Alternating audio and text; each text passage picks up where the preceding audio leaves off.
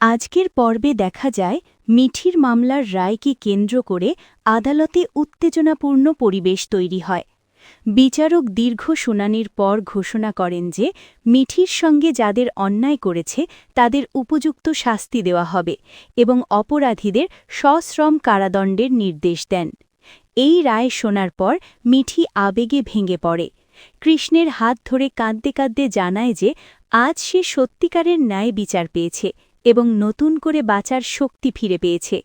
বিচারককে ধন্যবাদ জানিয়ে মিঠি বলে তার এই সিদ্ধান্ত শুধু তার জন্য নয়, বহু মেয়ের জন্য প্রেরণা হয়ে থাকবে। এই সময় এক অভিযুক্তের মা মিঠির কাছে ছেলের জন্য ক্ষমা ভিক্ষা করলে মিঠি শান্তভাবে জানতে চায় তিনি কি নিজের মন থেকে ছেলেকে ক্ষমা করতে পেরেছেন। উত্তরে তিনি নিঃশব্দে মাথা নিচু করেন। কৃষ্ণও স্পষ্টভাবে বলে সন্তানের ভুলকে সময়মতো থামানো না গেলে তার পরিণতি এমনই হয়। আদালত থেকে বেরিয়ে সবাই মিঠিকে ঘিরে ধরে শুভেচ্ছা জানায় এবং তার সাহসের প্রশংসা করে। এদিকে কোয়েল তার বাবা মাকে নিয়ে এসে বিয়ের কথাবার্তা এগিয়ে নেয়। বাবিল আসে এবং স্বীকার করে যে সে এখনও মিছলিকে ভালোবাসে। নিজের ভুলের দায়ও নিতে প্রস্তুত, তবে সত্যটা লুকাতে চায় না।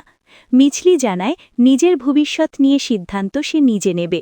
অন্যদিকে কমলিনীর মনে অপরাধ বোধ আর কষ্ট জমতে থাকে। ছেলের ভুলের জন্য সে নিজেকেও দায়ী মনে করে। আবেগ, টানাপোড়েন আর নতুন অধ্যায়ের ইঙ্গিত দিয়ে আজকের পর্ব শেষ হয়।